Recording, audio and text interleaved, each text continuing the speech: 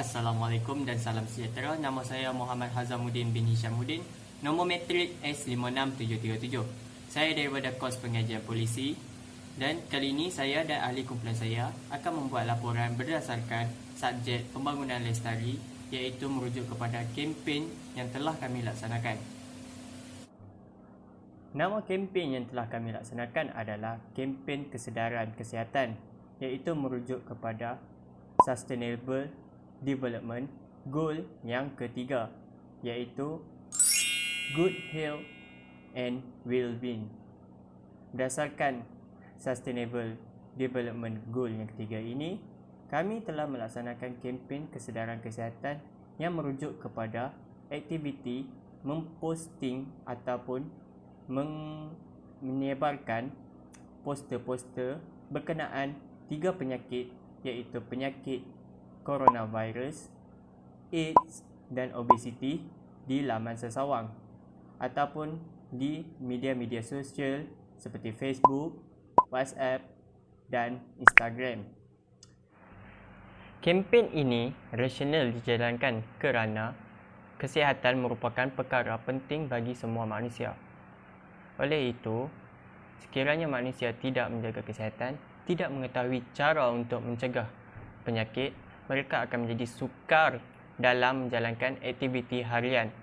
Bagi pihak pertahanan pula, mereka akan menjadi sukar dalam menjaga keselamatan negara sekiranya mereka menghidap berbagai penyakit.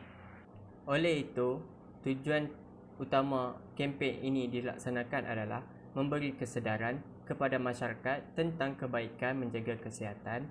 Seterusnya, untuk meninjau tahap pengetahuan masyarakat tentang penjagaan kesihatan, dan yang ketiga adalah untuk mengetahui sejauh manakah tahap amalan gaya hidup sihat dalam kalangan masyarakat.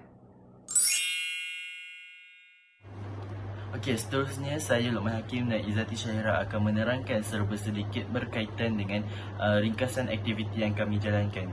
Aktiviti yang kami jalankan iaitu kempen kesedaran kesihatan, iaitu menerangkan penyakit AIDS, obesiti dan coronavirus. So, kami melakukan 2 kaedah yang berbeza dalam penghasilan dan menjayakan kempen kami, iaitu dengan kaedah penghasilan poster dan soalan. Bagi poster, kami menyediakan 3 poster yang berbeza berkaitan dengan 3 penyakit yang berbeza, iaitu AIDS, coronavirus serta obesiti.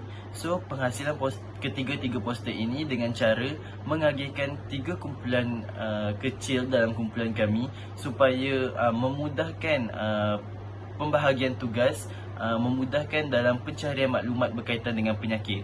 So, setelah siap poster ini dilakukan, kami akan mengupload poster kami ke media sosial kami, iaitu Instagram kami iaitu SDGK7.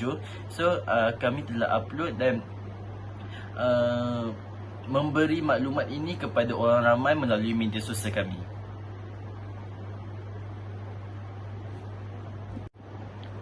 Kami memilih media sosial sebagai platform kami menyiarkan poster kami adalah kerana kebanyakan daripada rakyat Malaysia telah menggunakan media sosial sebagai aktiviti harian mereka. So, dengan cara ini, maklumat yang kami ingin sampaikan adalah mudah sampai kepada orang awam.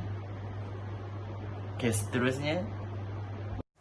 Seterusnya, soalan ini dibuat untuk mengetahui sejauh mana pengetahuan masyarakat umum terhadap kes-kes masa dan juga penyakit-penyakit kronik yang terdapat di Malaysia.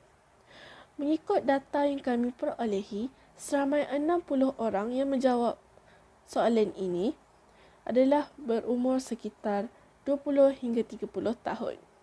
Jawapan mereka juga berada pada keadaan yang memuaskan. Rata-rata masyarakat umum ini amat peka dengan keadaan semasa dan mereka juga serba tahu tentang gejala-gejala penyakit kronik yang mungkin akan dihadapi oleh pesakit atau bagaimana untuk mencegah diri mereka daripada menghidap penyakit tersebut. Keseluruhannya, soalan yang diagih kepada responden ini adalah jelas dan mudah difahami serta aktiviti ini mencapai sasaran kami. Okey, untuk part pengenalpastian kelebihan kempen pula. Yang pertama, dapat menambahkan ilmu pengetahuan berkaitan penyakit.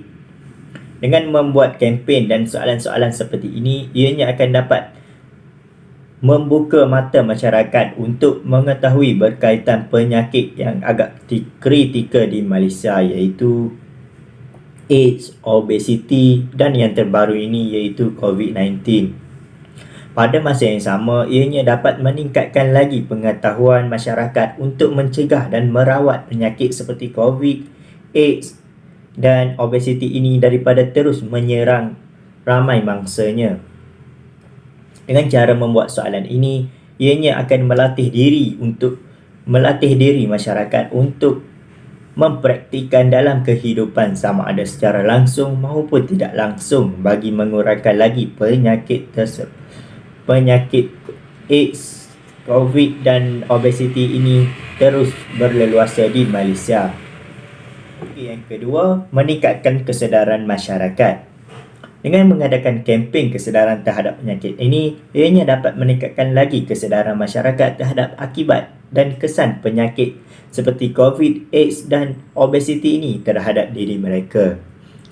Cara seperti ini wajar dilaksanakan lebih giat oleh semua pihak, terutama barisan hadapan iaitu Kementerian Kesihatan untuk memberi dan menekankan lagi bahawa kesan penyakit ini terhadap masyarakat amat berbahaya. Apabila kempen ini terus diadakan secara di atas talian, ianya akan lagi dekat untuk masyarakat menerima perkara yang hendak disampaikan oleh mereka kerana masyarakat pada hari ini terdedah dengan teknologi yang berkembang pesat. Pengenalpastian kelebihan kempen yang seterusnya ialah mewujudkan amalan penjagaan kesihatan diri melalui maklumat yang diperoleh. Hal ini demikian kerana kempen ini dapat mempengaruhi tingkah laku kesihatan masyarakat untuk mempraktikkannya dalam kehidupan harian mereka dengan menggunakan platform media sosial untuk mencari maklumat serta memperolehinya tentang sesuatu penyakit. Justru itu, kelebihan kempen ini dapat mempunyai tahap pengetahuan dan literasi media yang tinggi di mana kemampuan masyarakat dalam memperoleh maklumat tentang penjagaan kesihatan tidak terbatas. Maklumat yang mudah untuk diperoleh pada era teknologi ini tidak memberi kemudaratan dan kesukaran kepada masyarakat kerana apabila mereka menghadapi sesuatu simptom penyakit, mereka boleh terus mendapatkan maklumat tentang simptom yang dihadapi seperti simptom penyakit coronavirus yang berpunca daripada demam, batuk dan sesak nafas. Cadangan pemerkasaan terhadap kelebihan kempen atau produk yang dikenal pasti. Yang pertama, mempelbagaikan dan memperbanyakkan kempen berkaitan jenis penyakit. Terdapat pelbagai jenis penyakit yang boleh diketengahkan di dalam kempen yang dilakukan, bukan sahaja COVID-19, obesiti dan AIDS. Antara penyakit yang boleh diketengahkan di dalam kempen yang dilakukan adalah penyakit-penyakit kronik yang sering dialami oleh rakyat Malaysia seperti sakit jantung, strok, diabetes dan sebagainya. Penyakit kronik boleh membawa maut kepada rakyat Malaysia sekiranya tiada tindakan lanjut yang dilakukan oleh mereka. Antara tindakan lanjut yang boleh dilakukan oleh mereka adalah pemeriksaan kesihatan secara berskala di hospital, mengamalkan gaya hidup yang sihat dan mengamalkan pemakanan yang seimbang. Yang kedua, mempersembahkan kempen kesedaran kesihatan secara animasi atau kartun. Kempen kesedaran kesihatan tidak hanya dipersembahkan melalui poster yang mungkin hanya dapat menarik segelintir golongan, tetapi boleh dipersembahkan melalui animasi atau kartun. Kempen melalui animasi atau kartun bukan sahaja dapat menarik golongan kanak-kanak ataupun golongan remaja, tetapi juga dapat menarik golongan dewasa untuk menonton kempen tersebut. Hal ini secara tidak langsung dapat menambahkan ilmu pengetahuan berkaitan penyakit seperti COVID-19, obesiti dan AIDS dan memberikan kesedaran kepada diri mereka bahawa pentingnya kesihatan. Yang ketiga, mempelbagaikan bahasa dalam mempersembahkan poster. Malaysia merupakan negara yang mempunyai penduduk yang berbilang kaum. Penggunaan pelbagai bahasa dalam mempersembahkan poster dapat membantu masyarakat memahami poster tersebut dengan lebih mudah dan cepat. Sebagai contohnya, penggunaan bahasa Inggeris dalam pembinaan poster dapat memudahkan masyarakat Cina dan India untuk memahami poster tersebut dengan lebih baik. Hal ini kerana masyarakat tersebut mungkin lemah dalam penggunaan bahasa Melayu dan terdapat juga istilah bahasa Melayu yang mereka kurang faham. Oleh itu, penggunaan bahasa Inggeris ini dapat membantu mereka dengan lebih baik. Oleh itu, penggunaan poster haruslah dibuat dalam dua bahasa, satu dalam bahasa Melayu sebagai bahasa utama dan kedua bahasa Inggeris sebagai bahasa kedua. Kumpulan kami telah menjalankan kempen kesedaran mengenai penyakit yang merusingkan rakyat Malaysia pada masa ini. Daripada pelaksanaan kempen ini, kami telah mengenal pasti beberapa kelemahan yang perlu diperbaiki pada masa akan datang. Kempen ini dijalankan untuk memberi kesedaran kepada orang ramai mengenai bahayanya sesuatu penyakit. Antara penyakit yang diketengahkan ialah Coronavirus Disease 2019 COVID-19, Acquired Immunodeficiency Syndrome AIDS dan kegemukan obesiti. Kelemahan utama kempen ini adalah medium pelaksanaan iaitu secara atas talian, di mana kempen ini dilakukan secara maya melalui media sosial seperti Instagram. Di laman Instagram, dipaparkan 3 poster berkaitan penyakit yang telah dipilih. Oleh hal demikian, kempen ini mempunyai kekurangan di mana kempen ini tidak dapat diikuti oleh semua orang. Faktor yang menyebabkan kempen ini tidak mendapat sambutan adalah disebabkan capaian internet yang kurang memuaskan. Terdapat sesetengah kawasan atau tempat tidak mempunyai capaian internet. Daripada borang tinjauan yang telah diedarkan, mendapati bahawa sebilangan besar yang tidak dapat menjawab tinjauan adalah golongan di bawah usia 40 tahun. Kebarangkalian golongan ini tidak dapat mengikuti kempen ini adalah disebabkan mereka tidak memiliki telefon mudah alih. Kelemahan yang kedua adalah pengisian kempen yang tidak dapat disampaikan dengan baik. Ini adalah kerana responden tidak dapat menanyakan sebarang soalan yang berkaitan dengan penyakit. Pada waktu yang sama, pihak penganjur juga tidak dapat mengetahui sejauh manakah responden memperolehi kesedaran daripada kempen ini. Yang ketiga adalah aktiviti yang dilaksanakan adalah terhad. Ini adalah kerana dengan situasi COVID-19 membataskan pergerakan kami untuk melakukan aktiviti yang menarik. So, aktiviti yang kami lakukan adalah secara talian dan ia agak sukar kerana sesetengah responden mengalami masalah teknikal seperti kurang internet. Assalamualaikum, saya akan menerangkan berkenaan dengan penambahbaikan terhadap kelemahan-kelemahan kempen yang dinyatakan. Okey, bagi kelemahan kempen yang pertama iaitu masalah orang ramai yang tidak dapat mengikuti kempen disebabkan oleh capaian internet yang lemah dapat diatasi dengan cara mereka perlulah menukar plan internet mereka kepada plan internet yang lebih pantas dan sesuai mengikut kawasan persekitaran mereka. Selain itu, mereka juga boleh menggunakan plan internet yang telah disediakan oleh kerajaan dengan sebaik mungkin untuk mengikuti program kempen yang dianjurkan.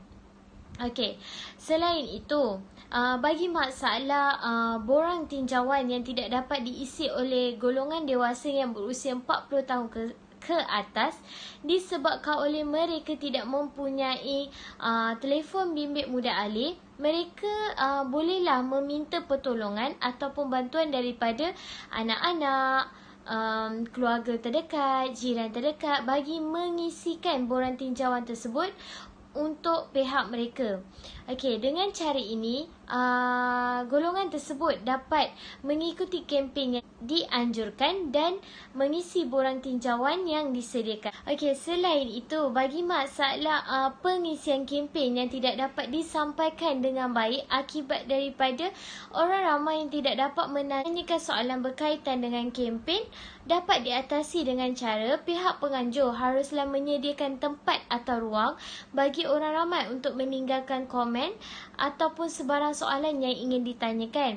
Seperti di Facebook ataupun orang ramai boleh menghantar email kepada pihak penganjur dan pihak penganjur akan menjawab berkaitan dengan soalan yang ditanya. Okey, seterusnya bagi masalah pihak penganjur yang tidak dapat mengetahui sejauh mana orang ramai memperolehi kesedaran daripada kempen ini, pihak penganjur bolehlah menyediakan satu borang tinjauan ataupun borang soal selidik yang berbentuk Google Form untuk diedarkan kepada orang ramai melalui WhatsApp, Facebook ataupun media sosial yang lain. Ramai akan mengisi Google Form tersebut dan menjawab setiap soalan yang diajukan oleh pihak penganjur. Jadi, daripada situ pihak penganjur akan tahu sejauh mana orang ramai tahu tentang kempen yang dianjurkan. Berlaikan yang ketiga terhadap kelemahan kempen ini ialah kita haruslah menyesuaikan diri dengan norma baru. Hal ini kerana dengan adanya pandemik COVID-19 telah membataskan semua pergerakan kita. Selain itu, seperti yang kita tahu, pada tahun 2020, pembelajaran telah dijalankan di atas talian atau dikenali sebagai e-pembelajaran. Oleh itu, kita boleh mengadakan perjumpaan atau perbincangan di dalam talian seperti menggunakan Google Meet ataupun Webex. Akhirnya, kita mestilah mematuhi peraturan yang telah ditetapkan oleh kerajaan supaya pandemik ini beransur pulih dan kita boleh menjalankan kehidupan kita seperti biasa. Kesimpulannya, pelaksanaan kempen kesedaran kesihatan ini merupakan salah satu platform dalam menyebarkan informasi yang terkini berkenaan penyakit. Oleh itu, kemajuan teknologi moden pada masa sekarang menjadikan platform ini sangatlah memainkan peranan yang penting dalam menyampaikan maklumat kerana semuanya hanyalah di hujung jari sahaja. Sekian saja laporan daripada kumpulan 7. Sekian, terima kasih.